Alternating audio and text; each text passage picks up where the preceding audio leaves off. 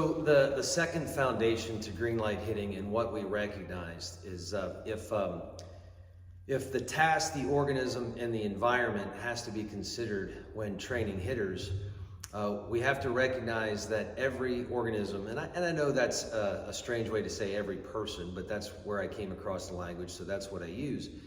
Every person is uniquely different.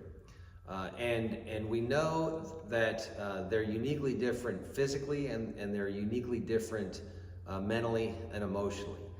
And so we have to take that into consideration when we're training our athletes. The term that green light hitting recognizes is degrees of freedom.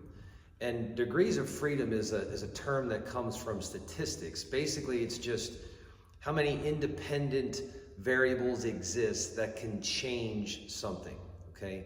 So we're looking at all the different pieces that can affect our performance and their results. So physically, the way we like to talk about degrees of freedom is links in the chain.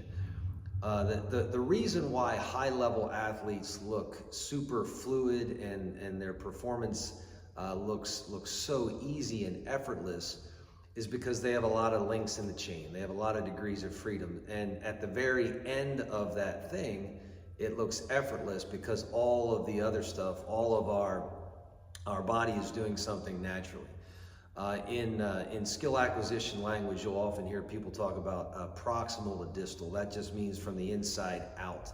And at the very end, that's where the high-level performer lives. The high-level performer at the elite of the elite is thinking about the most distal things, the hands and the feet, whereas often young people have to focus on the proximal or the core.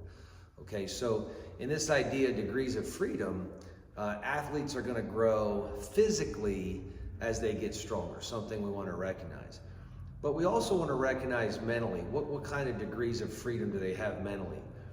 In The Playmaker's Advantage, a great book, they talk about mentally we've got how attentive are they to the task at hand. Again, this idea of intent precedes content showing up. So they talk about attention, they talk about their cognition. Certainly not every athlete is capable of processing information at the same rate of speed. So their attention, their cognition, and their emotion. How does their emotion affect them between the lines? We know that in psychological terms, they'll talk about the big five, the OCEAN acronym, their openness, their conscientiousness, their extroversion, their agreeableness, their neuroticism.